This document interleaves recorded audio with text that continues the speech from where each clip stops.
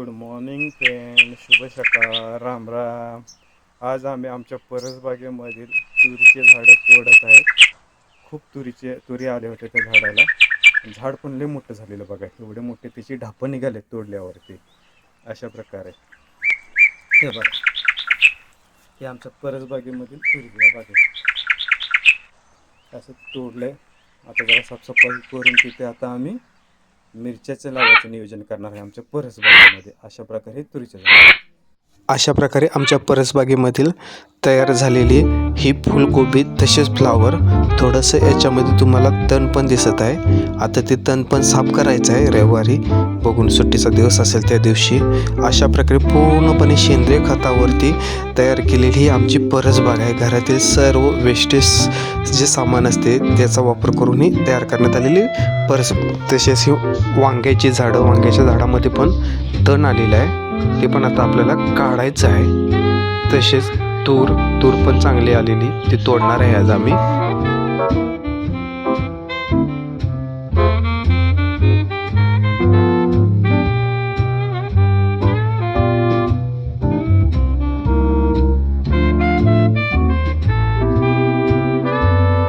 अशा प्रकारे तुरीचं झाड हे आमचं घरचं झाड आहे. खूप तुरी आलेल्या. आता सीझन संपले त्याच्यामुळे सगळे तुरीची झाडं आम्ही तोडून टाकले. 5च झाड होती. त्याचा बुंदा बघा केवढा मोठा झालेला आहे. कधी कसं करून अशा खूप तुरी आलेल्या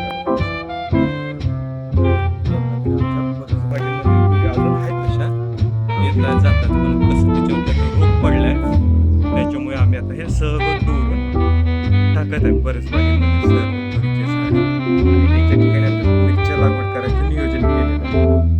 त्याच्यासोबत आमच्या परसबागेमध्ये आपले वांग्याची झाडं, सगळी वांग्याची झाडं आपल्याला इथे दिसत आहेत. थोडे टॅमॅटो आहेत, टॅमॅटोच्या झाडाला पण टॅमॅटो खूप आलेले आहेत.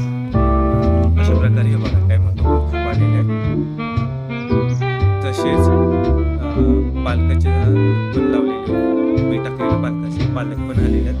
2 भाजी केले. त्याच्याच बाजूला आपल्याला इथे हे आपले कांद्याची झाड पण, कांद्याची पात लावलेली ते पण आलेले आहे. खाली कांदा पण मोठा झालेला आहे, अजून काढायचा तो. तसेच या बाजूला आपल्याला बारीक ही गवारीची शेंगा आहेत. गवारीची शेंगा इथे रोपं लावलेली आहे. गवारीच्या शेंगाची सगळे आलेली आहेत. समोर आपल्याला आता इथे काकडीचे पण लावलेले आहेत. काकडी पण आता मोठं होत आहे. काकडी, त्याच्या बाजूला कारली, काही ठिकाणी तर आपल्याला वांगे पण आलेले ते दिसत आहेत. अशा प्रकारे समोर आपल्याला इथे टॅमॅटो, चेरी टॅमॅटो, तसेच या बाजूला पण आपण लावलेले गुलाबाच्या झाडाला आता गुलकंद करण्यासाठी गुलाबाचा वापर करणं चालू आहे घरामध्ये. मालकांना गुलकंद करत पुढे आपल्या इथे हे दिसते बघा, चहाची पात. चहामध्ये टाकण्यासाठी गवती चहाची पात म्हणतात ती. ही एक आहे.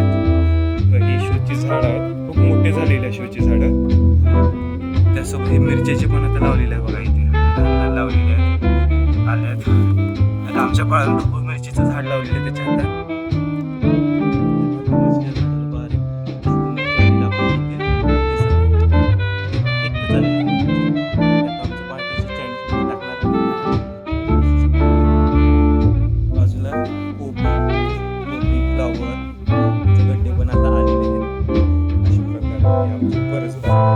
कशी वाटली तुम्हाला आमची परसबाग? एकदा आम्हाला कमेंटमध्ये कळवा. तसेच या व्हिडिओला शेअर, लाईक व सबस्क्राईब करा. व्हिडिओ आम्ही तुमच्यासाठी बनवतो. आपल्याला समोर इथे हे दुधी भोपळ्याचं पण दिसते बघा, त्याला पण आता भोपळे आलेले आहेत. बारीक तसे त्याला फुलं पण आलेली आहेत. अशा प्रकारे हे आमची परसबाग कशी वाटली आपल्याला कमेंटमध्ये कळवा. धन्यवाद. भेटू पुढील भागामध्ये.